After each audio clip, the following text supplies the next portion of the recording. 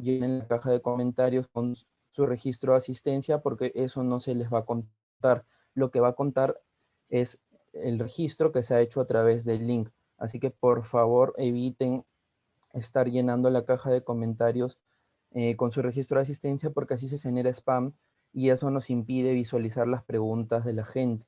En la sesión pasada hubieron muchas preguntas que se quedaron sin leer por este mismo tema, porque entre tantos comentarios a veces se perdían. Entonces, por favor, les pediría que eviten esto. Y bueno, por otro lado, quisiera hacerles extensiva la invitación del taller de Derecho Constitucional a su primera convocatoria de este 2021.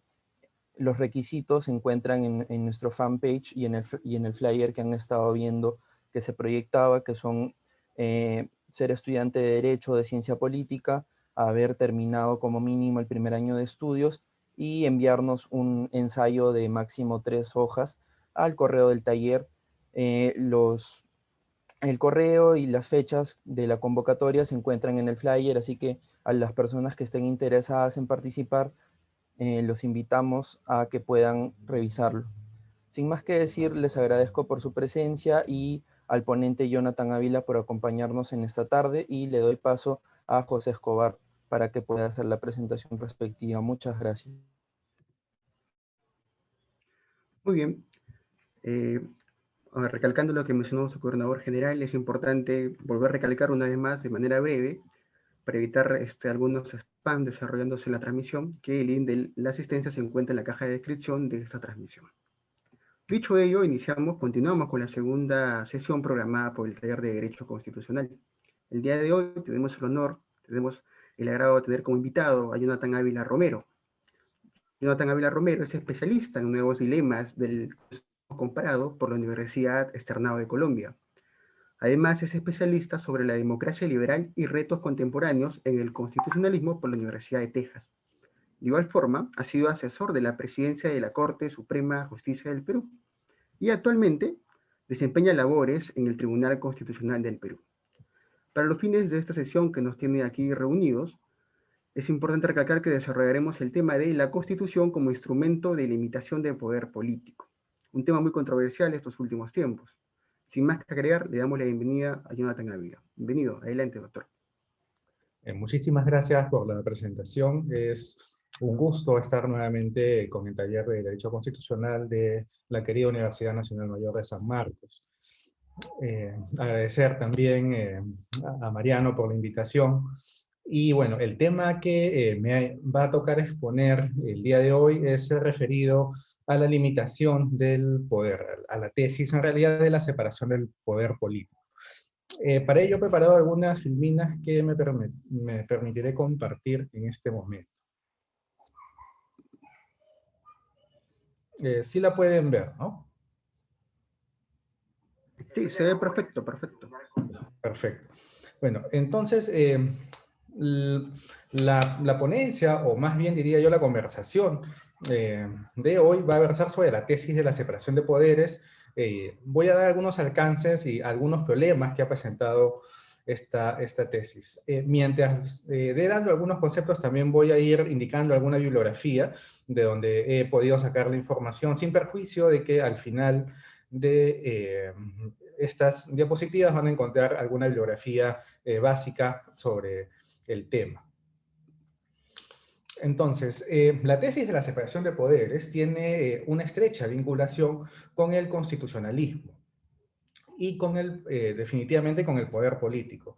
Se ha señalado en varias ocasiones que todo Estado constitucional que se precie de serlo se erige sobre la base de 3 tesis fundamentales. Las 3 tesis son las que ustedes pueden visualizar. La primera es la supremacía constitucional, la segunda es la vigencia efectiva de los derechos fundamentales y la tercera es la separación y control del poder político. Sin estas 3 tesis no podríamos hablar de un constitucionalismo en la actualidad. En esa línea, estas tesis han sido abordadas, por ejemplo, por el profesor Giorgio Pino en un texto publicado en CEL en el año 2018 que se llama El constitucionalismo de los derechos. Allí el profesor señala que son ingredientes necesarios para todo Estado constitucional que se tengan, por ejemplo, mecanismos para la defensa de la Constitución. Estos mecanismos de la defensa de la Constitución implican garantizar la supremacía constitucional y usualmente son conocidos como los mecanismos de control de las disposiciones normativas. En buena cuenta sería el control abstracto y el control difuso de la constitucionalidad, que no hacen otra cosa que verificar y sustentar la supremacía constitucional. Sin embargo, este único mecanismo no sería suficiente para hablar de un constitucionalismo actual. Para ello sería necesario hablar sobre la vigencia efectiva de los derechos fundamentales.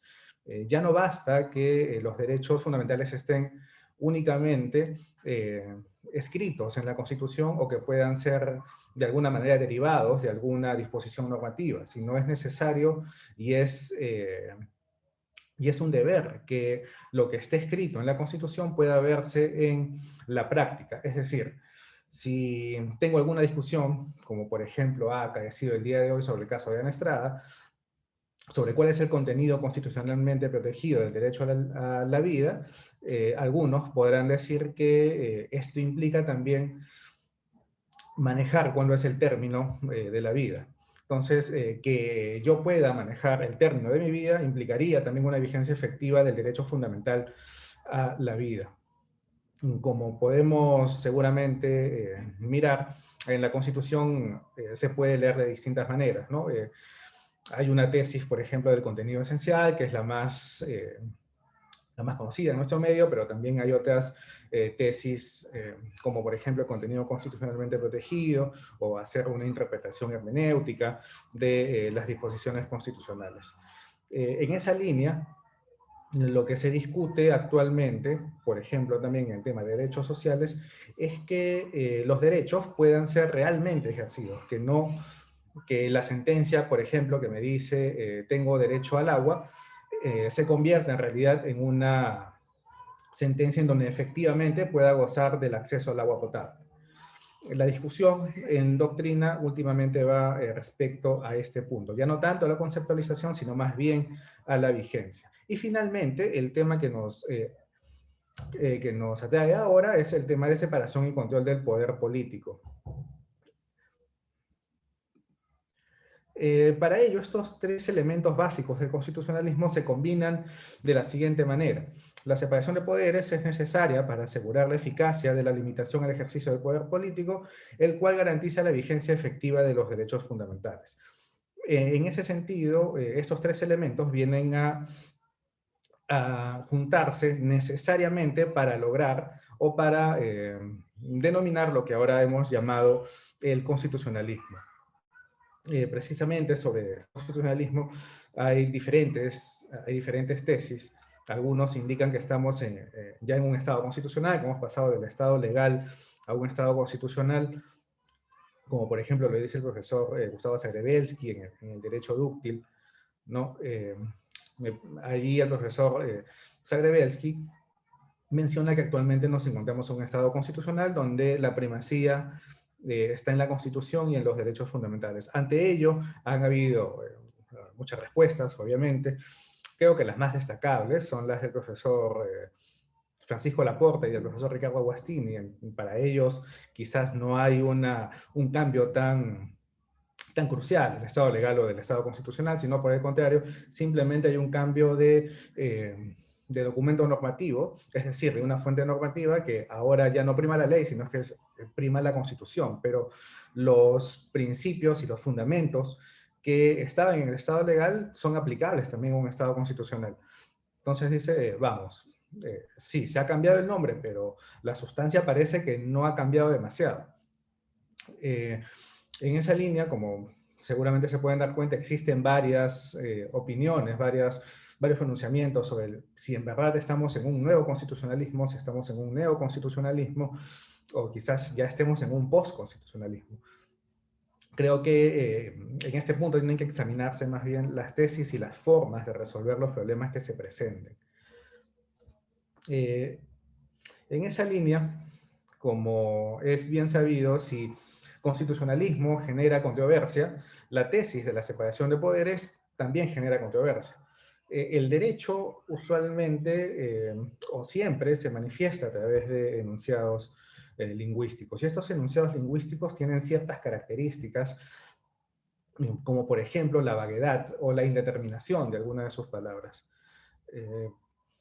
Y no es la excepción el tema de separación de poderes. Como más adelante les podré explicar con dos ejemplos que he puesto, la separación de poderes está lejos de ser una tesis clara, está lejos de ser una tesis que pueda ser aplicable a todos los países. Por el contrario, tienen que hacerse varios ajustes a lo que se entiende por separación de poderes, a lo que se entiende por limitación del poder. En ese sentido, se advierten dos concepciones respecto de separación de poderes, al menos dos concepciones. La primera de ellas es una concepción estricta, en la cual solamente el Parlamento puede crear derecho, solo el gobierno puede ejecutarlo y solo el judicial puede aplicarlo. Este modelo es el modelo clásico estadounidense. La Constitución de Estados Unidos, cuando se expide la Constitución de los Estados Unidos, la tesis central es limitar el poder del Parlamento, puesto que tenían una experiencia no tan grata con Inglaterra, y era necesario limitar las funciones del Parlamento. Para ello, precisamente crean las tres clásicas líneas que ya John Locke y Montesquieu habían desarrollado un poco, ya sea en Inglaterra o en Francia. Entonces, para ello, en la Constitución de Estados Unidos se predica una concepción estricta de separación de poderes, en donde cada uno de los poderes únicamente tiene cierta potestad, como por ejemplo crear derecho, ejecutarlo o aplicarlo. Entonces el sistema de pesos y contrapesos primigeniamente no estaba clarificado en los Estados Unidos. Quizás si leemos El Federalista, sobre todo los escritos de Hamilton, allí ya se pueden mirar algunos problemas respecto de la concepción estricta de separación de poderes, que lo explicaré más adelante. En segundo lugar, tenemos la concepción amplia de separación de poderes. Una concepción amplia de separación de poderes implica que el Ejecutivo no únicamente tiene la potestad de ejecutar, el Congreso únicamente no tiene la potestad de crear leyes, y el Judicial únicamente no tendrá la potestad de aplicar las leyes. Y esto responde también a ciertas características de la actualidad. Aquí he mencionado únicamente tres, pero son varias. Un claro ejemplo es que el modelo clásico de separación de poderes, cuando se aplica en Latinoamérica, va a tener varios ajustes. No va a seguir el modelo clásico estadounidense, sino va a tratar de que la separación de poderes se conjugue con el control del poder político. Esto es lo que es conocido como el check and balance. Y el check and balance también tiene diferentes formas de ser visto, y también tiene muchos inconvenientes. Esta concepción amplia de separación de poderes quizás se explique también por la creación de los nuevos órganos constitucionalmente autónomos.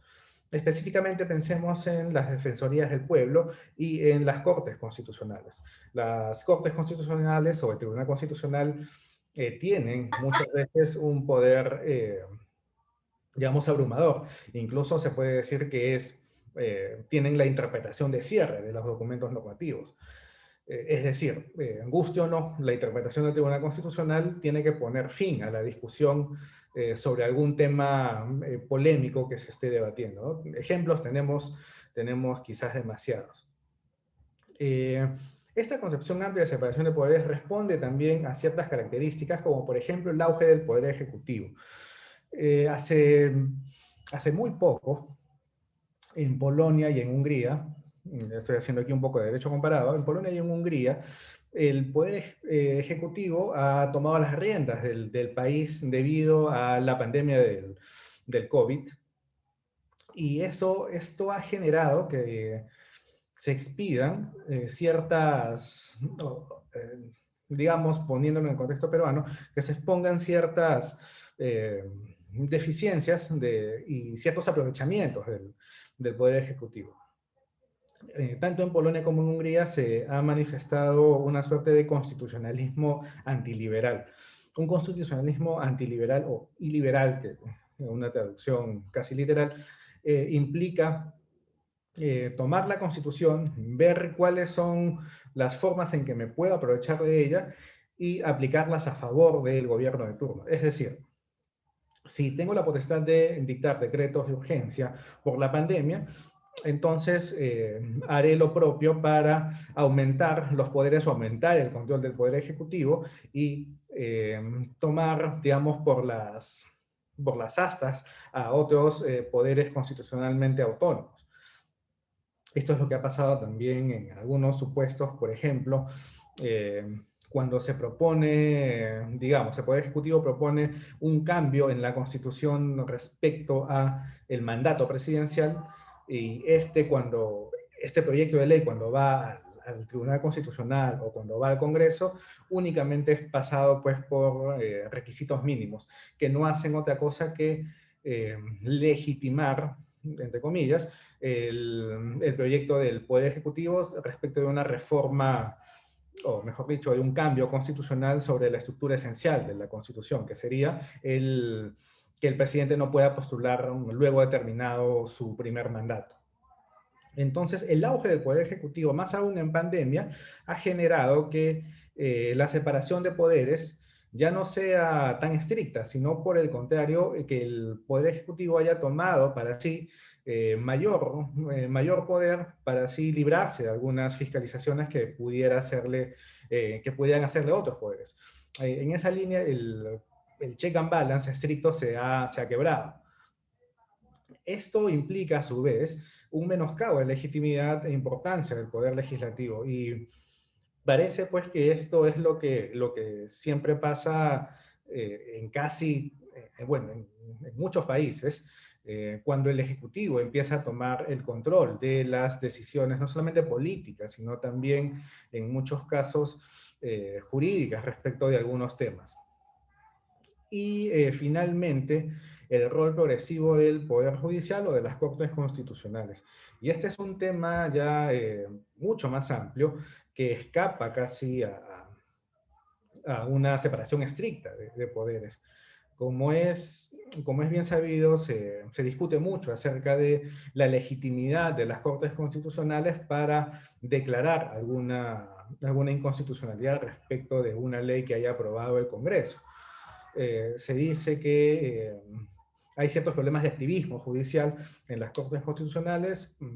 Por ejemplo, tomemos el caso de la Corte Constitucional colombiana, en donde hay ciertas cuestiones políticas que en principio no deberían ser justiciables, las famosas political questions, que sin embargo terminan siendo discutidas en sede constitucional. Entonces allí los que se hacen la pregunta, por ejemplo Jeremy Waldron o Mark Tashner, se hacen la pregunta de la legitimidad. ¿Tienen las Cortes Constitucionales mayor legitimidad que el Poder Legislativo para declarar una constitucionalidad o una inconstitucionalidad respecto de una ley que ha sido adoptada por quienes gozan de representación directa? O las Cortes Constitucionales no deberían meterse en ciertos temas políticos, por supuesto, o incluso llegar a una tesis como la de Hans Kelsen de ser únicamente un legislador negativo, ¿no? Un control judicial débil, digámoslo. Débil en el sentido de que no va a expulsar la ley que ha sido emitida por el Congreso, sino que lo que puede hacer es decirle al Congreso: oye, tu propuesta, tu ley tiene algunos vicios de inconstitucionalidad y te decimos que lo mejor es que la subsanes. No porque yo tenga el poder de expulsarla del ordenamiento jurídico, sino porque considero que tu Congreso tienes la mayor legitimidad para discutir el tema, para que se pueda llegar a lo que se denomina un constitucionalismo dialógico y puedas mejorar esta ley. Algo también muy parecido sucede en Canadá. En Canadá hay una cláusula de notwithstanding en donde se le avisa al Congreso o a quien haga de sus veces eh, para que pueda revisar la normativa antes de que ésta pueda ser declarada inconstitucional. Entonces, el rol progresivo de las Cortes Constitucionales ha generado, si bien avances, también ha generado muchos problemas. Y esto se puede ver definitivamente cuando tratamos derechos sociales. Cuando conversamos sobre derechos sociales, una corte muy activista es la Corte Sudafricana. La Corte Sudafricana, en el famoso caso Grootboom, ordenó que un número de personas puedan ser beneficiadas con una vivienda, porque el lugar donde ellos vivían, eran unos edificios, habían sido o están en muy malas condiciones y no podrían vivir más allí. Entonces la Corte Sudafricana dijo, nosotros no podemos permitir esto como Corte Constitucional, entonces hay que darles la posibilidad de que tengan una vivienda. Entonces dijeron, hay un parque que está libre y allí se puede hacer una construcción. Y entonces, en la sentencia se dice que deberían darle este espacio para que puedan allí vivir. Sin embargo, nuevamente, el cuestionamiento es ya no solo respecto de la legitimidad del Tribunal Constitucional o de las Cortes Constitucionales de hacer políticas públicas, y ya no solo de controlarlas, sino de emitirlas, sino también la capacidad de poder ejecutar sus sentencias. Y uno de los problemas, quizás el principal del rol progresivo del Tribunal Constitucional, es que no puede controlar la ejecución de sus sentencias. Es muy complicado que el Tribunal Constitucional sudafricano hubiera sabido que en el terreno donde mandó construir las casas era un terreno que no era apropiado para construcción. Era muy difícil que el Tribunal Constitucional sudafricano pudiera ver cuál era el presupuesto específico que se necesitaba para la construcción. Entonces, cuando se mandan a construir estas casas, hay muchos problemas respecto de calidad de los materiales. Y al final termina siendo una sentencia casi inejecutable. En esa línea, todos se preguntaban, ¿está bien que tenga un tribunal constitucional tal poder que sea tan activista? O sea, en la sentencia, en el escrito de la sentencia, en el fallo, todo está muy bien plasmado, pero al momento de ejecutarlas vamos a encontrar algunos problemas, quizás de inejecutabilidad de las sentencias. Entonces, este es uno de los problemas de la concepción amplia de la separación de poderes. La concepción amplia implica analizar no solamente el poder de ejecutar, como lo hace el Ejecutivo, sino también la capacidad de controlar, la capacidad de decidir cuáles son las políticas públicas, la capacidad de abarcar mayor poder que en principio le correspondería a otros poderes. Entonces, los problemas de la concepción amplia, que es la que actualmente está vigente, son de los más variados. Aterrizando más en lo que es una separación de poderes amplia, la podríamos sintetizar en 3 tesis.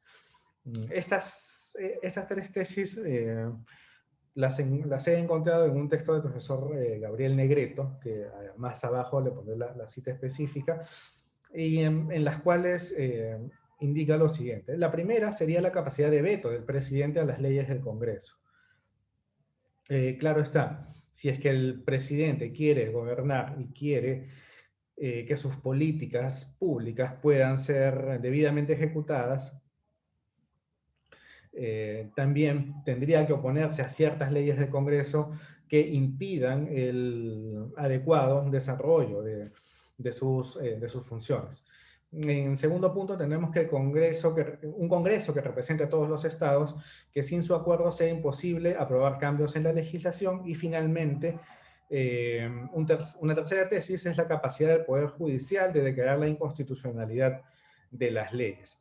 Este sistema de pesos y contrapesos, ya estamos aquí entrando a discutir lo que es el check and balance. Entonces podemos ver que en estas 3 tesis encontramos una capacidad de bloqueo respecto de las competencias de otros poderes.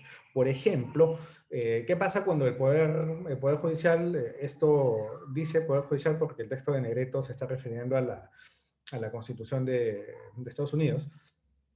¿Qué pasa si el Poder Judicial, o en nuestro caso el Tribunal Constitucional, declara la inconstitucionalidad de las leyes? Ese es un poder de bloqueo de competencias. Es decir, la ley que expide el Congreso no se adecua a ciertos parámetros constitucionales. Por lo tanto, tiene vicios de inconstitucionalidad y debería ser expulsada del ordenamiento. O en el caso de Estados Unidos, la Corte Suprema, como recordaremos en 1803, el famoso Marbury vs. Madison, en donde se aplica el control difuso por primera vez y la Corte Suprema dice, bueno, esta normativa que ha expedido el Congreso es inconstitucional y por lo tanto debe ser inaplicable para el caso en concreto. Estos son poderes ya no tanto comunicativos, ¿no? Sino son más bien facultades, competencias de veto, de bloqueo, de otras competencias. Entonces, parece más bien que esta separación de poderes es invitar a que, o darles los incentivos suficientes a los poderes para que puedan bloquear o vetar el poder de los otros. Entonces, ¿esto qué genera usualmente? Genera pues un mayor descontento, una mayor necesidad de que el otro poder quiera afianzar su competencia, ¿no? Diciendo, ya, tú me declaraste inconstitucional mi ley, entonces voy a crear otra ley que tenga casi los mismos contenidos y, bueno, seguimos en la pelea. Lo mismo sucede con los poderes del presidente cuando observa alguna ley del Parlamento, ¿no? Sabemos, pues, hay muchas leyes que están siendo aprobadas por insistencia. Y luego de esto, estas leyes, una vez publicadas ya en el peruano, son cuestionadas en algún proceso de inconstitucionalidad. Y en alguno de ellos, por no decir en todos, se está declarando la inconstitucionalidad de las mismas. Entonces, parece que esta tesis de separación de poderes, antes que llamar a una cooperación, antes que llamar a una comunicación, en realidad está llamando a que las disputas sean un poco ya más tensas. Quizás este sería el punto en donde tendríamos que empezar a revisar o a revisar la tesis de la separación de poderes en los términos que he expuesto y que está vigente en toda Latinoamérica. Sin perjuicio de ello, podemos entrar a discutir o a verificar algunas virtudes del modelo de separación de poderes. En esa línea, la elección popular es un mecanismo de control externo, pero es insuficiente. Es decir, como dice el profesor polaco Adam Przeworski, las elecciones democráticas son necesarias y hay que tomarnos la molestia en hacerlas. ¿Por qué hay que tomarnos la molestia en hacerlas? Porque las elecciones le dan al pueblo la posibilidad de sacar, de eliminar, de censurar a quienes se encuentren en el ejercicio del poder político. Si las personas que cometieron excesos, que cometieron menoscabos en los derechos fundamentales y se encuentran en el poder político, nosotros tenemos la posibilidad cada 5 años de expulsar a estos señores de los cargos que mantienen. Entonces, es necesario hacer elecciones porque eso nos da un mecanismo de control, un mecanismo de control insuficiente, pero necesario. En ese sentido, el mecanismo de elección popular no es únicamente el único que tiene que existir, sino tiene que haber un correlato con otros. Por ello, es necesario tomar precauciones auxiliares como la diversificación popular entre varios agentes con mutua capacidad de veto. Entonces, traducción de esto es, bien, tenemos al poder, tenemos, digamos, al presidente electo, pero también podemos elegir quiénes pueden ser los controladores de este presidente por medio del Congreso. No sé si elegimos, digamos, por el partido POSIT 1, escogemos al presidente, y por el partido Alcohol en Gel, escogemos a los congresistas. Entonces allí se puede ver que el control externo que hemos hecho al elegir a estas personas se complementa con el control con un control que pueden hacer los otros poderes. Y lo mismo sucede, por ejemplo, con el poder judicial o con las cortes constitucionales. El nombramiento de jueces y fiscales, ahora por la Junta Nacional de Justicia, también es un mecanismo de control frente al gobierno y frente al Congreso. Nosotros sabemos que, por ejemplo, si uno no está de acuerdo con alguna normativa emitida por el Congreso, se puede cuestionar esto a través de un proceso de constitucionalidad, pero también se puede cuestionar a través de un proceso de amparo, siempre y cuando esta norma sea autoaplicativa. Y también se puede cuestionar, por ejemplo, un reglamento a través de un proceso de acción popular. Esto lo mira ya la Corte Suprema. En esa línea se puede verificar que mientras mayor sea la diversificación del poder político, mayor control puede existir. Y los mecanismos que tiene la nación, que tienen los ciudadanos, también pueden ir por diferentes aristas. Pueden ir por el Congreso, pueden ir también por algunos procesos judiciales o constitucionales que se quieran interponer. Entonces, visto de esta manera, la separación de poderes tiene la virtud de que se puede controlar, se puede frenar, se puede vetar las competencias de en otros escenarios. Ahora, esto dice siempre la teoría, que en práctica esto sea complicado, es una cuestión que también tenemos que tomar en cuenta. Ahora, este modelo también tiene algunas otras virtudes. La primera de ellas es que favorece la adopción de políticas moderadas. Y esto es así porque nosotros, al ser una sociedad pluricultural, elegimos representantes. La elección de nuestros representantes también es plural. Es decir, puede haber el partido Democracia 1, que entra al Congreso con 8 congresistas, el partido Democracia 2, que entra al Congreso con 20 congresistas, y digamos que el partido 1 tiene una perspectiva más socialista del tema. Ellos consideran que tiene que cambiarse, digamos, el modelo económico de la Constitución, mientras que el partido 2 considera que el modelo de la Constitución actual el modelo económico está bien y son más liberales. Entonces, ¿qué pasa cuando tienes diferentes propuestas políticas que representan también diferentes escenarios y diferentes culturas del país? Entonces, cuando se quieran adoptar algunas decisiones políticas, se van a tener que juntar. Es decir, por más que yo no esté de acuerdo con tu política económica, hay algunos aspectos en los que sí podemos conversar. Digamos, podemos conversar en materia de derechos humanos y ambos estamos de acuerdo en que el derecho al agua tiene que estar en la Constitución. Entonces, cuando se empiezan a generar estas conversaciones, estas alianzas, se hacen más creíbles y más legitimadas las decisiones que se adopten.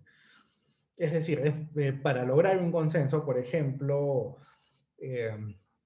o para expedir alguna ley, digamos, que favorezca a los médicos que están atendiendo en primera línea, todos los partidos políticos de nuestro Congreso, por más divergencias que tengan, se van a tener que poner de acuerdo en ciertos aspectos. Y esto implica ceder ciertos espacios para que se puedan lograr acuerdos comunes. Y esto a su vez sugiere que los ciudadanos puedan poseer mayor información acerca de las políticas públicas. Es decir, si el modelo requiere ceder para ganar, se va a tener que someter a un debate. Y esto debería poner sobre la palestra el tema del constitucionalismo dialógico, o debería poner sobre la palestra el tema de la deliberación pública. En un constitucionalismo dialógico deliberativo, lo que se busca es conocer la opinión de la otra persona para que así yo pueda mejorar la propia y podamos llegar a una solución mucho más concertada y mucho más ecuánime. Sin embargo, nuevamente la realidad nos muestra que estos acuerdos a los que llegan los congresistas quizás no sean los más moderados, sobre todo cuando luego pueden ser cuestionados en algún proceso de inconstitucionalidad, como ya hemos visto en casos que se han publicado, como por ejemplo el caso del cobro de peajes o el caso de devolución de aportes de ONP. En ese sentido, si bien esta puede ser una virtud del modelo, parece que la virtud está acabada cuando se adoptan decisiones que no están, digamos, a la altura o no respetan los contenidos de nuestra Constitución. En esa línea más me quisiera enfocarme también en los defectos del modelo, que van en la siguiente línea. Los problemas de las reglas puramente mayoritarias en una sociedad plural. Sobre democracia, usualmente se dice que la democracia es el gobierno de la mayoría respetando las minorías, ¿no? Lo decía, por ejemplo Kelsen. Sin embargo, democracia es un concepto esencialmente controvertido. Es un concepto esencialmente controvertido porque no hay, digamos, no se pueden realizar algunas pruebas empíricas, algunas pruebas, digamos, de los estudiosos de la materia en donde se puede llegar a algún acuerdo sobre lo que es democracia, ¿no?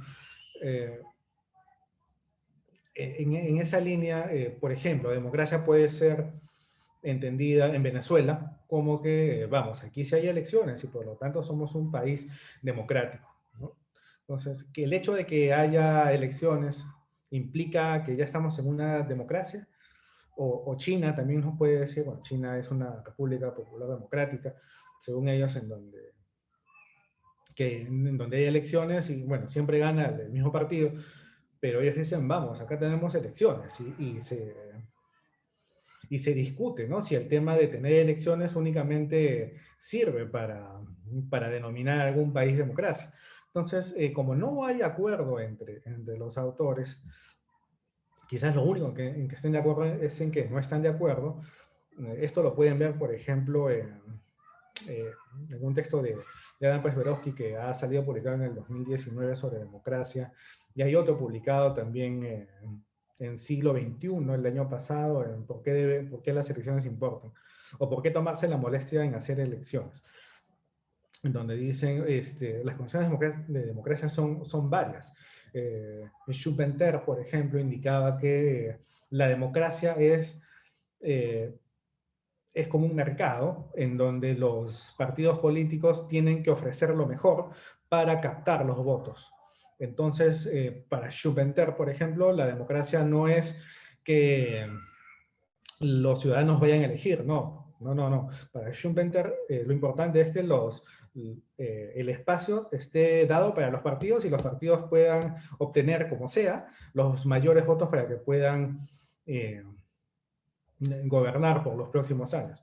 En ese sentido, las concepciones de democracia pueden variar, y de hecho lo hacen, varían. Para algunos puede ser únicamente hacer elecciones, para otros pueden ser hacer elecciones y que uno pueda postular, para otro puede ser hacer elecciones, postular y que haya una garantía mínima de diversidad de partidos.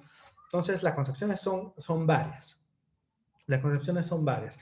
Y a este problema de definir lo que es democracia, tenemos que sumarle otro problema, que nuestra sociedad no es unitaria, no, tiene por el contrario varias aristas, tiene varias sociedades plurales, pequeños estados en donde necesitan también ser representados. No pasa, por ejemplo, este tema de la sociedad plural no es tan agudo como, por ejemplo, en Costa Rica. En Costa Rica, en su constitución, se establece que si bien son una sociedad plural, hay cierta armonía entre la mayoría de los ciudadanos. Y allí las decisiones pueden tomarse de una manera mucho más sosegada, porque precisamente no se requiere una representación de diferentes puntos, de diferentes sociedades, ¿no? Esto no pasa en nuestro país, no pasa, por ejemplo, se me ocurre ahora en un proceso constituyente en Islandia, en donde habían problemas, siempre hay problemas de infrarrepresentación, es decir, que no todos son representados, o incluso hay problemas de sobrerepresentación, es decir, que hay una parte de la sociedad que está muy representada. ¿No? Esto sucedió, por ejemplo, en un proceso constituyente en Islandia, en donde había una comunidad que estaba siendo muy representada o sobre representada porque algunos empresarios norteamericanos les habían puesto a los mejores abogados, a los mejores intérpretes, le habían puesto todo lo mejor porque necesitaban que esta comunidad esté representada, porque allí iban a iniciar un emprendimiento de envergadura millonaria. Entonces, hay problemas de sobrerepresentación y hay problemas de infrarrepresentación en las sociedades plurales. Y este es un defecto capital dentro del tema de separación de poderes. Si únicamente nos acotamos a los tres clásicos poderes y no acotamos a que nuestra sociedad es una sociedad plural, entonces el modelo de regla únicamente por mayoría es insuficiente. Es insuficiente. En esa línea podemos argumentar también que la pugna entre el Ejecutivo y el Legislativo por expandir sus esferas de influencia en áreas de jurisdicción compartida o donde la Constitución es ambigua genera mayores problemas. Y esto ya lo aterrizo al caso peruano, de que la Constitución es ambigua y genera muchos problemas. Y hay dos casos que son... que están muy bien documentados y que son un claro ejemplo para describir cuál es la pugna entre el Ejecutivo y el Legislativo. No voy a entrar mucho sobre el tema porque esto entiendo que es tema de las siguientes clases. Solamente voy a brindar aquí dos ejemplos. El primero de ellos es el artículo 134 de la Constitución referido a la cuestión de confianza. El artículo dice lo siguiente, si me permiten leerlo. El presidente de la República está facultado para disolver el Congreso si éste ha censurado o negado su confianza a 2 consejos de ministros. No puede disolverse el Congreso en el último año de su mandato. Disuelto el Congreso, se mantiene en funciones la Comisión Permanente, la cual no puede ser disuelta. El caso lo tenemos, pues, a flor de piel. Es el caso cuando el expresidente Vizcarra disuelve el Congreso. Disuelve el Congreso y se utiliza una argumentación que dice más o menos lo siguiente, que se ha producido una denegatoria fáctica de su confianza al Consejo de Ministros y por lo tanto queda habilitado para disolver el Congreso. Esta potestad de Vizcarra, del expresidente de Vizcarra, fue cuestionada, como es bien sabido, a través de un proceso constitucional y llegó al Tribunal Constitucional, del cual dijo que estaban de acuerdo con la disolución del Congreso en la medida que se habían seguido los parámetros constitucionales. La discusión que todos teníamos era de si por negado se puede entender por una denegatoria fáctica, porque como he leído, la palabra fáctica no está dentro del artículo 134. Esto es el meollo del asunto, ¿no? Este es el problema central. Y justamente como decíamos en la diapositiva anterior, donde la Constitución es ambigua se generan mayores problemas. ¿Y qué problema nos generó interpretar este artículo 134, ¿no? Y verificar si es que en efecto hay una denegatoria fáctica o no la hay? Y como todos sabemos, hay argumentos para uno y para otro lado. Esta vaguedad, esta indeterminación, como diría Roy Alexi, de las disposiciones, de las cláusulas constitucionales, parece que quiebra o más bien ya deja de lado lo que es la separación y control de de poder, cuando es utilizada pues de una manera en donde definitivamente van a haber muchísimas discusiones, como lo ha hecho el expresidente Vizcarra. Puede gustar o no que el Congreso sea censurado, y puede gustar o no que hayan interpretaciones para uno u otro lado. Lo que sí no se puede negar es que la Constitución, en el artículo 134, deja la posibilidad de que se pueda interpretar de alguna u otra manera.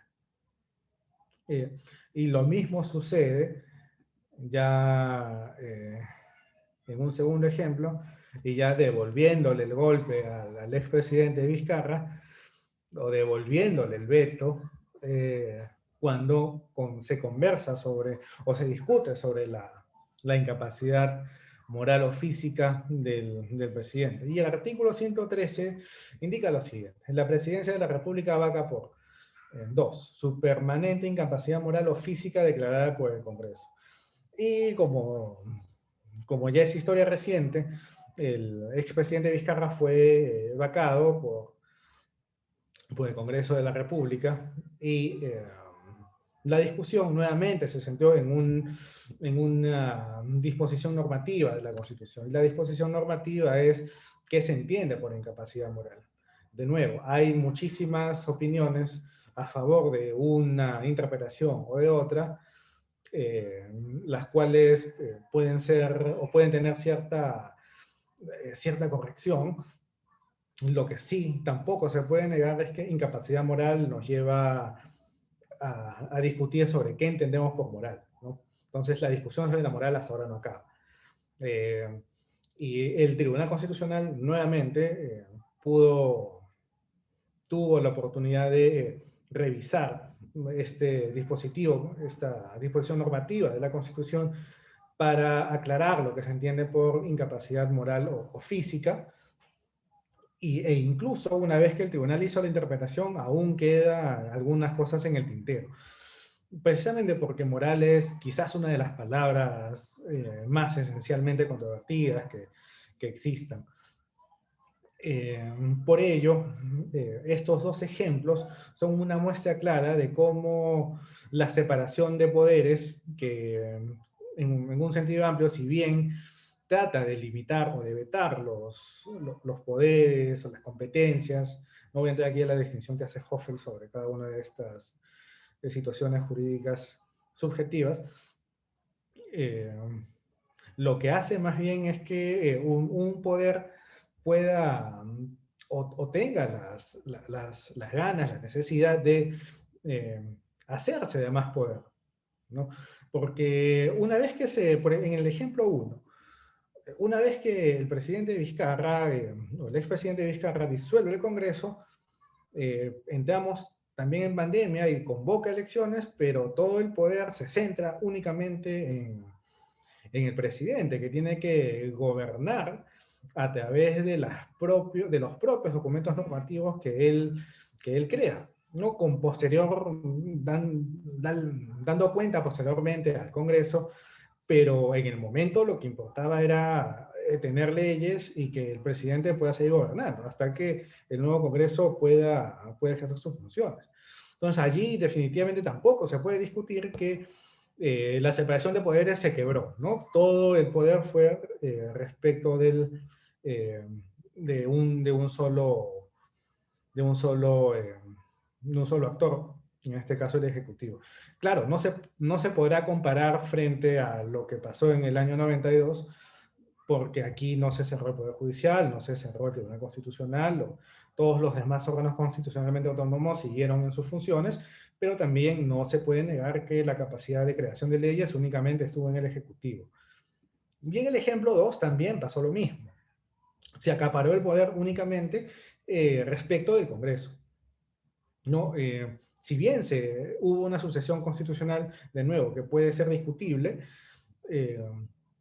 lo que sucede es que se nombra como presidente a uno de los congresistas, que pertenece a cierto partido político, ya sea el primer presidente o el actual presidente. Es también innegable que el Congreso obtuvo allí todo el poder político en algún momento, hasta que se tuvo que nombrar por sucesión presidencial a los gobernantes, ¿no? Ya en Merino en un caso y luego de su muy corto periodo a Sagasti. Pero recordemos que ellos son congresistas y que pertenecen a una mesa directiva y en la cual se quiebra el principio de separación de poderes. No es tan, digamos, no, el caso no es tan claro como en el primero, porque en el primero definitivamente tuvo que llamarse elecciones y convocar a nuevos congresistas. En este segundo, la sucesión presidencial es mucho más rápida, pero en ciertos momentos sí se pudo ver, y me parece que sí está suficientemente acreditado que hubo un quiebre de poderes, que si bien la propia Constitución lo mantiene, eran en casos, digamos, excepcionales, que habían ciertos artículos de la Constitución que con mis colegas en el Tribunal Constitucional jamás pensaríamos que se iban a aplicar, ¿no? Y mucho menos interpretar de maneras diferentes. Pero ha sucedido, y ha sucedido en estos dos ejemplos que les he comentado. Entonces, siguiendo con los efectos del modelo, ya para ir cerrando, podemos indicar lo siguiente, que la parálisis legislativa y ejecutiva es finalmente el resultado de un fracaso de los acuerdos adoptados. Y queda claro que cuando quiebran los acuerdos, cuando se quiebran las voluntades, la que sufre al final del día es la democracia. No, siempre hay una degradación, hay un menoscabo de la democracia cuando se quiebra el principio de separación de poderes.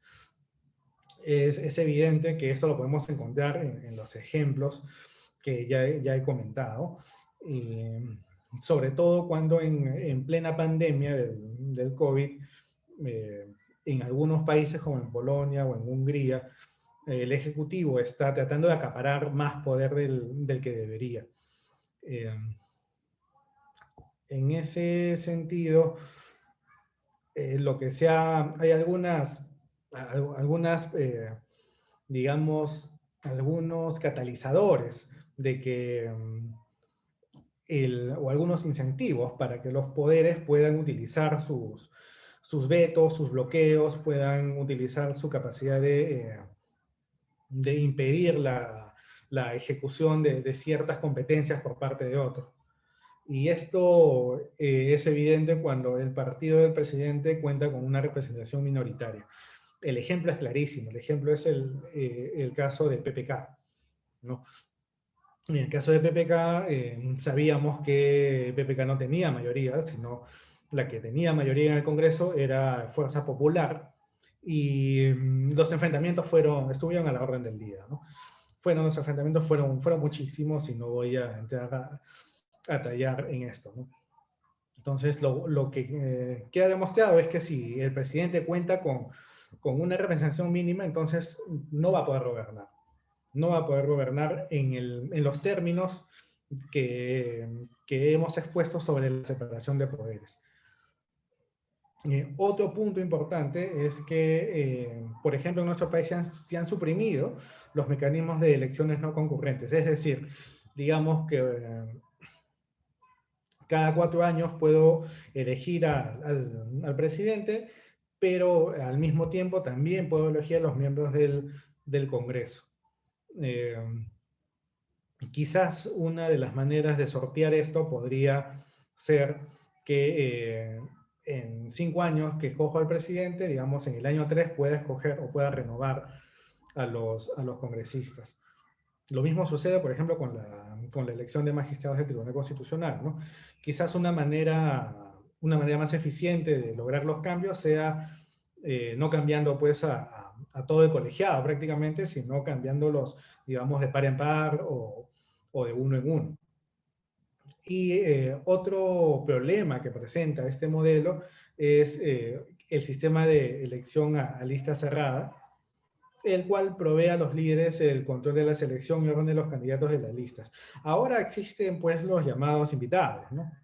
Y los llamados invitados usualmente son puestos en los primeros lugares para que haya un arrastre de votación y quien esté postulando al cargo de presidente pueda tener una mayor visibilidad Un claro ejemplo de esto es pues, la postulación del expresidente Martín Vizcarra por el partido Somos Perú. ¿No? Allí es claro que los afectos que genera o generaba el expresidente van a redundar también quizás en la elección del presidente o del candidato a la presidencia de Somos Perú. Finalmente, ya para ir cerrando, porque ya creo que he hablado casi una hora, nos toca bueno, ¿qué es lo que queda por hacer? La tarea pendiente. Y aquí hay, digamos, algunas ideas respecto también de la tesis de separación de poderes, que si bien presenta muchos problemas, no podemos desecharla porque es un elemento básico del constitucionalismo, como comentaba al comienzo de la ponencia. Y quizás el poder de veto tiene que ser moderado. Es decir, no es necesario bloquear totalmente las competencias de otro poder, sino por el contrario sea necesario una revisión previa de las mismas. Esto lo aterrizo en un ejemplo concreto. Muchas de las leyes que se están dando ahora tienen el calificativo de populistas porque no tienen el grado de tecnicidad necesario para que puedan superar algunas vulneraciones que se ven hacia la Constitución. Esto ha generado, por ejemplo, que cuando se apruebe un proyecto de ley y sea enviado al Ejecutivo, el presidente lo observa. Lo observa, regresa al Congreso, el Congreso lo pone en agenda y es votado por insistencia. Una vez votado por insistencia, es enviado al peruano para su publicación y de allí el presidente de la República usualmente interpone un proceso de inconstitucionalidad para que pueda ser esta ley derogada y expulsada del ordenamiento jurídico.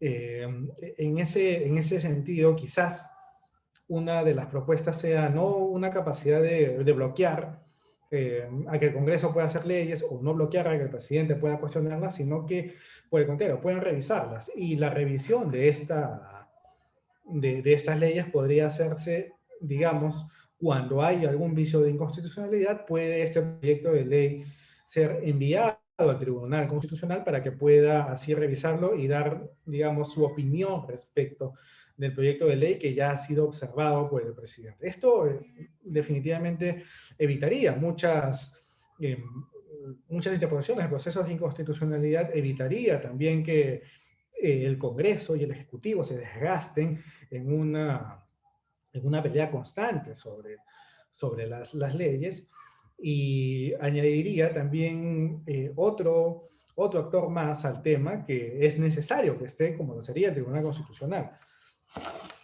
En esa línea lo que se busca es que estos poderes de frenos y contrapesos ya no funcionen tanto como un freno o un contrapeso fulminante, sino por el contrario que se active una suerte de cooperación entre poderes. Si el Ejecutivo y el Congreso no pueden discutir, podríamos poner un intermediario, podríamos poner a alguien que pueda tender puentes. Y yo sé que esto es labor de los coordinadores parlamentarios, pero quizás necesitamos algo más que a los coordinadores parlamentarios o alguien que los apoye en su función. Y, por ejemplo, en el caso de observaciones por constitucionalidad, bien podría hacerlo el Tribunal Constitucional. Lograr la participación de los legisladores en la nominación y remoción de los ministros del gabinete. Esto implicaría, por ejemplo, cuando el presidente no tiene una mayoría en el Congreso, a que las concesiones que se puedan dar entre ambos sean mayores. Es decir, quizás si en el gabinete PPK hubiesen habido algunos legisladores de Fuerza Popular, quizás no hubiésemos llegado a tantos extremos o a tantas rencillas que hubo entre ambos bandos. Esto se podría lograr cuando el Congreso también pueda proponer algunos, no a todos evidentemente, pero sí proponer algunos ministros. Esta es una propuesta ya del profesor Negreto respecto de de lo que se puede hacer para hacer coincidir en mayor medida tanto al legislativo como al ejecutivo.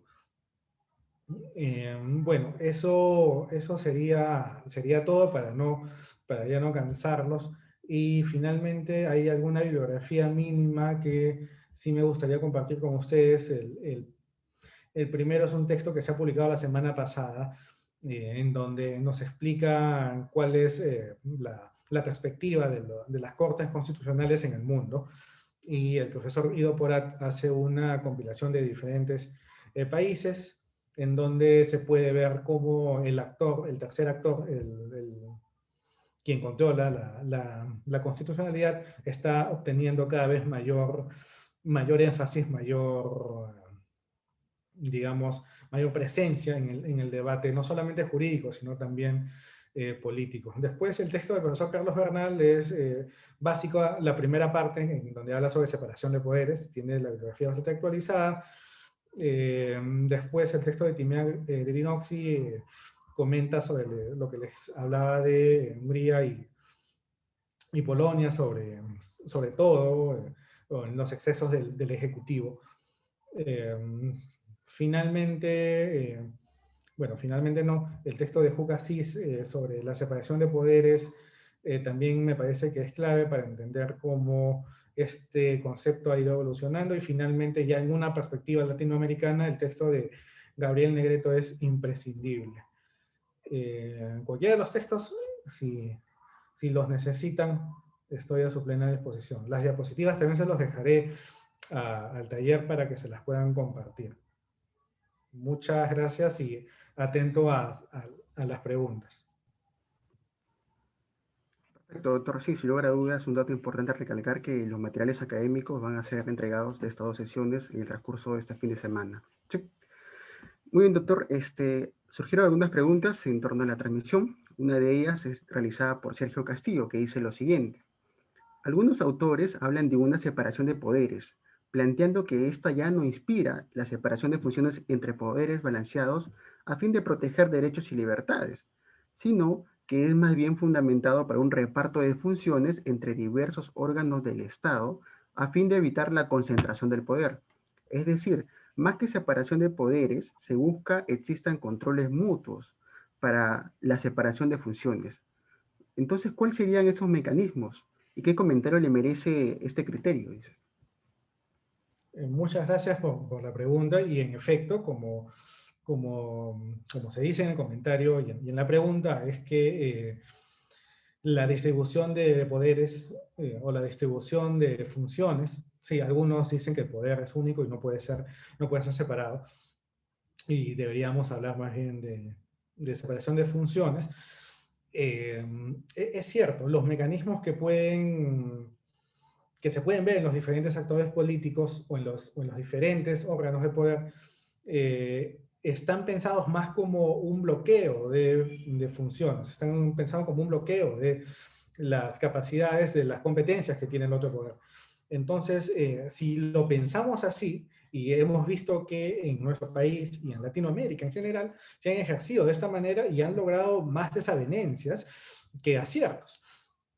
Entonces, quizás podríamos intentar alguna otra perspectiva, una perspectiva más cooperativista, hay un libro que se va a publicar de la profesora Eileen Kavanagh de Cambridge que habla precisamente sobre la cooperación de poderes, y que deberíamos pensar ya no tanto en un constitucionalismo dialógico, sino deberíamos pensar en un constitucionalismo cooperativo, en donde podamos conocer nuestras limitaciones y conocer las limitaciones de los otros poderes, pero no en el ánimo de bloquearlos, sino en el ánimo de mejorar el ejercicio de estos poderes. Y como comentaba casi al último ya de la ponencia, uno de los mecanismos podría ser que haya un órgano constitucionalmente autónomo que sirva también de puente para lograr mayor comunicación entre el Ejecutivo y el Legislativo. Ese sería mi comentario antes que una respuesta. Gracias. Muy bien, doctor. Una siguiente pregunta es, ¿considera que los recientes fallos del Tribunal Constitucional han debilitado o quizás alterado el principio de separación de poderes? Gracias. Eh, lo que hace el Tribunal Constitucional es una interpretación de cierre de la Constitución. Una interpretación de cierre es necesaria porque si no la discusión sería interminable. En ese sentido, no creo que deberíamos mirar al tribunal como un actor político más, sino deberíamos mirarlo como lo que es, como un órgano autónomo que tiene que delinear las controversias que le llegan, ¿no? Y de hecho, también las discusiones se ve en varios de los votos de sus miembros. Por un lado, podríamos ver cómo se votó en el caso de la disolución del Congreso, y también podríamos ver cómo hubo otra votación en el caso de vacancia. Entonces, lo que hace el tribunal no es otra cosa que ponerle parámetros jurídicos a una discusión que tiene muchísimos tintes políticos. Y antes que contribuir a la separación o destruir o quebrar el principio de separación de poderes, lo que creo que hace el tribunal es tratar de terminar con la discusión, al menos para el caso que está revisando, y poder seguir con las competencias, más aún en estas épocas de crisis que estamos viviendo. Esa sería mi respuesta. Muchas gracias. Perfecto, doctor. Una siguiente pregunta trata de lo siguiente, ¿no? Respecto a la separación de poderes, en su opinión, ¿quién controla al controlador? Adicionalmente, ¿qué obras recomendaría usted para entender el concepto de democracia? Ya, perfecto. ¿Quién controla al controlador? Es la pregunta que siempre se hace Jeremy Waldron o se hace Mark Tashner, ¿no? ¿Quién controla el Tribunal Constitucional? Entonces, la respuesta es que nadie lo controla, ¿no? Ya, como les comentaba, hay una interpretación de cierre. El tribunal tiene que poner fin a esto. Y, en efecto, la respuesta a eso es que nadie lo controla. Nadie lo controla. Y depende mucho de las competencias que están ceñidas dentro de la Constitución o dentro de su ley orgánica o del Código Procesal Constitucional o del reglamento del Tribunal Constitucional. Allí están consignadas las competencias o lo que puede hacer. Si bien no hay un control de las sentencias que puede hacer el Tribunal Constitucional, y me parece que por allí va la pregunta, sí hay un control respecto de el ejercicio de competencias que pueda tener el Tribunal Constitucional. Y esto lo hace, por ejemplo, el Congreso de la República. El Congreso de la República tiene el mecanismo de control a través de la acusación constitucional a los magistrados. Entonces, la pregunta debería delimitarse en el sentido de quién controla las sentencias del Tribunal Constitucional. Y quién controla las sentencias, allí sí ya no las controla nadie, porque una vez que el tribunal da su fallo, se acaba la jurisdicción interna y se puede ir seguramente a la jurisdicción internacional. ¿Hay posibilidad de que el tribunal se controle a sí mismo? Sí la hay, porque el tribunal en algunos casos ha declarado la nulidad de sus propias resoluciones. Entonces, digamos que el tribunal hace un propio control respecto a sus sentencias, pero respecto a las competencias sí hay un control que la puede ejercer el Congreso, en el caso peruano. Y perdón, una última parte que textos para entender democracia. Justo aquí tengo uno del profesor Adam Pesverovsky, que es ¿qué esperar de la democracia? También si lo necesitan, me pueden escribir, ahí he dejado mi correo, y les recomiendo algunos textos para entender lo que es democracia. Gracias. Muy bien, doctor. Una siguiente pregunta es, ¿qué implica el principio de cooperación entre los poderes del Estado? El principio de cooperación en realidad, es una tesis de la profesora Eileen Cavanagh en Cambridge, que la cual aún no está publicada y que está, digamos, en ciernes, pero básicamente es tener un proceso de discusión constante, de ongoing discussion, en donde los poderes van a tener que ceder ciertas competencias, es decir, ya no van a tener la posibilidad de bloquear toda la competencia del, digamos, del Ejecutivo, del Congreso, sino que van a tener la capacidad de decir, revisa lo que estás haciendo. No es que no la puedas hacer, pero no es que no la puedas hacer, sino lo que tienes que hacer es revisar porque hay alguna discusión sobre la constitucionalidad de la propuesta que estás poniendo. O hay alguna discusión sobre técnica sobre lo que estás proponiendo. No te voy a decir, oye, tu vaina es inconstitucional y voy a procesar inconstitucional para ganarte. No. Antes de llegar a eso, o incluso no hay que llegar a eso, lo que vamos a hacer es conversar sobre el tema. Es decir, y si tú y yo no nos podemos poner de acuerdo, tenemos que llamar a un tercero para que tienda puentes. Y este tercero tiene que ser el órgano especializado en la materia. Si es un tema de derecho constitucional o de constitucionalidad de tu propuesta legislativa, definitivamente el Tribunal Constitucional tiene que ser quien venga y quien dé su opinión sobre el tema. Entonces, la cooperación lo resumiría en una constante discusión y revisión sobre los temas, pero no en un bloqueo de las propuestas, como usualmente está aquí, ¿no? Acá tenemos el bloqueo de las propuestas legislativas. Si no estoy de acuerdo con lo tuyo, lo apruebo por insistencia. Y si lo apruebas por insistencia, te interpongo un proceso de inconstitucionalidad. Entonces, no hay que llegar a eso. Perfecto, doctor. Otra pregunta es, nos dice, en México se está adoptando la idea de la desaparición de órganos autónomos, que en este caso sería un mecanismo del control de poder. ¿Qué opinión le surge al respecto, por favor? Nos dice. Ok, no estoy al tanto de lo que esté ocurriendo en México, pero que estén desapareciendo órganos constitucionalmente autónomos me lleva definitivamente a la conclusión de que hay algún otro poder que esté tomándose las atribuciones que correspondían a estos órganos autónomos. Entonces, lo que se ve allí claramente es una acaparación del poder político, ya no solamente una acaparación informal, sino, digamos, una acaparación formal y material. Esto es lo que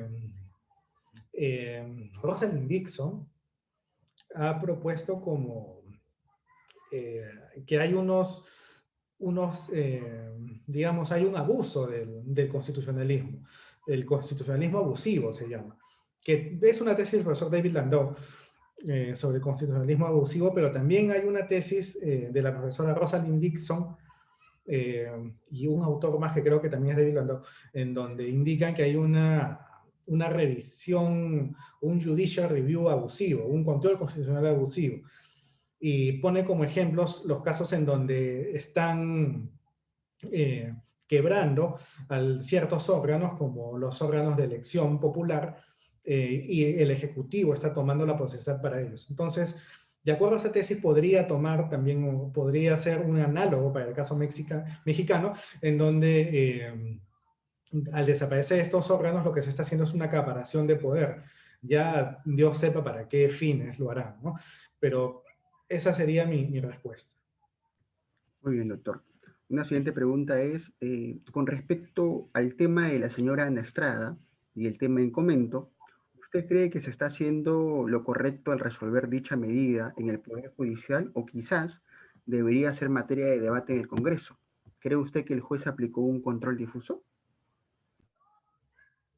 Ok, probablemente el caso llegue al Tribunal Constitucional, así que cuando tenga que dar la opinión tiene que ser un poco moderada. La discusión sí, definitivamente tiene que darse en el ámbito del Parlamento, porque es un ámbito de la libertad que tiene que mirarse si es que forma parte del contenido constitucionalmente protegido del derecho a la vida, y tiene que mirarse si es que puede ser ejercido y si el Estado está en capacidad de aceptar esto. Y aquí también tenemos que unirlo con un tema de paternalismo, ¿no? Que justamente en la sentencia se cita mucho a Gerald Durkin sobre su texto de paternalismo, en donde indica pues que si el Estado tiene que asumir ciertas cargas que en principio le corresponderían a las personas. Y respecto al control difuso, me parece que sí se ha hecho un control difuso, respecto de una disposición normativa, tanto del Código Civil como del Código Penal. La verdad es que hasta allí no he llegado a la sentencia, me he quedado casi a la mitad. Definitivamente esto, si es que es apelado, he visto por allí varios conocimientos de que esto no puede ser, no debe ser apelado, sin embargo creo que hay una disposición normativa que impide esto, ¿no? Entonces, cuando esto sea apelado, probablemente suba a la sala y seguramente llegue al Tribunal Constitucional y allí discutiremos los alcances del derecho a la vida, ¿no? Por ahora, me parece que es una sentencia que está a favor del derecho a la libertad en general, y que lo que ha propuesto es que el Estado no sea tan paternalista para discutir ciertos asuntos, como la vida, que pertenecen a la persona. En principio, podría decir eso. Muchas gracias. Muy bien, doctor. Una siguiente pregunta es, ¿consideraría que actualmente en nuestro país se requieren nuevas reformas constitucionales o no se ha llegado a una interpretación clara? Es una pregunta bien complicada, la verdad. Es complicada porque yo estoy de acuerdo con que se puede interpretar la Constitución y llegar a soluciones, pero también hay ciertos aspectos que merecen un cambio constitucional. Y merecen cambios constitucionales, por ejemplo, el tema que hemos tratado hoy día, ¿no? Sobre el tema de separación de poderes. De quizás no tener vetos, no tener bloqueos, sino tener una suerte de discusión constante y de revisión constante de las propuestas. Allí, por ejemplo, me parece que no sería suficiente una interpretación, sino sería que esté lo más claro posible, y eso se lograría a través de un cambio constitucional en nuestra carta. Hay aspectos que sí probablemente necesiten alguna interpretación. Pues la Constitución, pues, la Constitución se caracteriza, como dice Alexis, como dice Timothy Endicott también, por su vaguedad, por su indeterminación de las cláusulas. Entonces, mi respuesta sería doble, en tanto sí es posible interpretar algunas cosas, como por ejemplo interpretar los alcances de algún derecho fundamental que esté consignado en el artículo 2, pero también es necesario hacer algún cambio constitucional respecto de temas como separación de poderes o temas como relaciones del Ejecutivo con el Legislativo. Quizás sería más conveniente definir en la Carta Constitucional o dar más alcances de lo que es la incapacidad moral, o decir también que la denegación puede ser fáctica. Quizás eso nos evitaría varios problemas. Muy bien, doctor. Una siguiente pregunta es, ¿cuál es su opinión respecto al proceso de vacancia realizado por el Congreso en contra del expresidente Vizcarra, el cual se sujetó al reglamento del mismo y a las facultades que le otorga la Constitución, pero que sin embargo fue utilizado para otros fines? Nos está diciendo. Gracias por la pregunta, es una pregunta también complicada. Y creo que la respuesta está en la misma pregunta.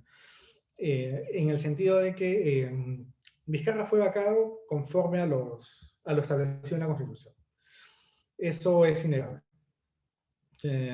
Guste o no la interpretación de la incapacidad moral, guste o no, es una competencia de Congreso. Y la competencia de Congreso es amplísima, como lo hemos visto. Pero si es amplísima, podríamos decir, e incluso podría ser casi razonable decir que por una investigación que se le está haciendo al expresidente Vizcarra, se le pueda vacar. Podría ser casi razonable. Pero es una competencia de Congreso. Entonces, en el aspecto formal, se sigue lo que está en la carta constitucional. Entonces, es un aspecto formal, digamos, podríamos argumentar que sí, que en efecto se siguieron los parámetros de sucesión presidencial. Desde un aspecto material ya la cuestión cambia, ¿no? Desde un aspecto material podríamos decir, es irrazonable el ejercicio de esta competencia porque únicamente se le está investigando, ni siquiera está en juicio. Entonces, ¿cómo es posible atribuirle al señor Vizcarra la comisión de ciertos delitos cuando estos todavía no están comprobados? Y además tenemos que recordar que existe una una presunción de inocencia. Entonces, ya viendo el aspecto material, digamos que la competencia del Congreso tiene que regirse por ambas situaciones, tanto por un aspecto formal como uno material. Y si bien desde un aspecto formal se siguió lo establecido en la Constitución, en un aspecto material la argumentación fue muy discutible, ¿no? Fue muy discutible al punto de que surgieron pues todas las marchas, el gabinete que conformó el efímero gobierno de Merino no era un gabinete, digamos, pluricultural, sino era parecía un gabinete pues mucho más conservador y que tenía mucha más, digamos, no seguía lo que había hecho el expresidente Vizcarra, sino era un cambio total. Y después algunas acciones que hizo Merino también lo deslegitimaron, ¿no? La legitimidad que obtuvo o que quiso tener Merino definitivamente nunca la tuvo, y eso implicó también o sirvió para que al momento de realizar una interpretación de orden material respecto de la sucesión a Vizcarra, podemos argumentar de que materialmente no es lo viable, no era lo constitucionalmente razonable en este caso. Formalmente sí, pero materialmente no. Esa sería mi respuesta. Bueno, doctor, ya unas últimas dos preguntas para finalizar con la sesión de hoy. Es la siguiente. ¿Cuáles son los límites constitucionales generales definidos por la jurisprudencia constitucional respecto de la potestad legislativa del Parlamento? Bueno, esta es una pregunta también complicada, y a lo que podría decir es que los límites son los clásicos, ¿no? De que se tienen que establecer límites tanto formales como materiales en la medida que los límites formales son claramente verificables, mientras que los materiales son objeto de interpretación. Y el tribunal tiene muchas sentencias respecto de cuáles serían los límites. Y me parece que una de las sentencias claves, la sentencia del proceso de inconstitucionalidad contra la ley de amnistía. Allí el tribunal establece cuáles son en general, los criterios para que una ley pueda ser, digamos, declarada constitucional y bendecida, digamos, con todos los parámetros de la Constitución. También el tribunal tiene, como les comentaba, varias sentencias respecto de los límites. Yo comenzaría leyendo esta sentencia de la ley de amnistía, me parece que es el número 10/2002 PI. No estoy muy seguro. Cuando tenga la sentencia, la voy a mandar también al taller para que las ponga ahí dentro de los materiales. Y en el ámbito comparado, por ejemplo, la Corte Constitucional Colombiana desarrolló muy bien el tema de los límites que tiene que tener la legislación a través de la doctrina de la sustitución de la Constitución. La doctrina de la sustitución de la Constitución indica que, si bien el Poder Legislativo tiene la capacidad de modificar la Constitución, no tiene la capacidad de sustituirla. Esto parte de una tesis del cambio constitucional. En la doctrina actual ya no se habla de reformas constitucionales, sino se habla de cambios constitucionales. El texto base para esto es el texto del profesor Richard Albert, publicado en la Universidad de Oxford en el año 2019, y también el texto del profesor Carlos Bernal. Entonces ellos hacen distinciones respecto de los cambios constitucionales que pueden ser formales o informales. Hay 7 tipos de cambios constitucionales, que no es el momento de discutirlos, pero uno de los cambios constitucionales es la sustitución de la Constitución. Y la sustitución de la Constitución implica que el Congreso, cuando expide una ley, no puede revertir la estructura básica de la Constitución. Es decir, a través de una ley de reforma constitucional, por ejemplo, el Congreso allá en Colombia no podría cambiar la forma presidencial por una monarquía constitucional, porque esto quiebra la estructura básica. La estructura básica es una tesis que nace en la Corte de India con el profesor Janif Rosnai, que también lo mencionan en los libros de Carlos Renal y Arreyalo, y ellos dicen que no es posible un cambio constitucional en estos términos. Entonces, allí también se establecen, ya haciendo un poco de derecho comparado, cuáles serían los límites materiales, sobre todo, a los cambios constitucionales. Muchas gracias. Perfecto, doctor. Ya para cerrar la última pregunta, ¿cuáles son los principales mecanismos de control del poder legislativo sobre el poder ejecutivo? Ok. A mi juicio, el mayor poder, bueno, es la discutible declaratoria de incapacidad moral por parte del Congreso de la República. Hay varias formas de controlarlo, ¿no? Por ejemplo, cuando se emiten algunos decretos legislativos, y estos tienen que dar cuenta respecto de la materia, respecto de cómo ha sido ejercido el Congreso, y el Congreso pues puede solicitar que vaya un ministro para que pueda exponer el tema. Y de igual manera el Congreso lo que puede hacer es censurar a algún ministro. Y los controles, claro está, tienen que ser limitados, como la propia carta lo dice. Por ejemplo, si le deniegas la confianza a dos gabinetes, ya estás pues en la cuerda floja, ¿no? Salvo que sea el último año. Si es en el último año, allí también puedes hacer puedes censurar prácticamente los gabinetes que tú quieras. Entonces, los mecanismos son variados. Yo creo que eso lo van a discutir más en la siguiente clase, cuando vean relaciones entre ejecutivo y legislativo. Sin perjuicio de ello, me parece que los mecanismos más peligrosos cuando se produce la vacancia por incapacidad moral. Es el más peligroso en tanto y en cuanto la incapacidad moral no está limitada, y no está limitada incluso jurisprudencialmente. Entonces, allí, si se le ocurre al Congreso, puede decir, Vizcarra no le pagó los 100 soles que pidió prestado cuando era alumno en la uni. Entonces, eso es incapacidad moral, ¿no? Entra todo, ¿no? La más discutible de todas, la más discutible es la incapacidad moral. Entonces, yo pondría la alerta, pondría los ojos allí, en delimitar el contenido de incapacidad moral. Eso sería todo. Muchas gracias.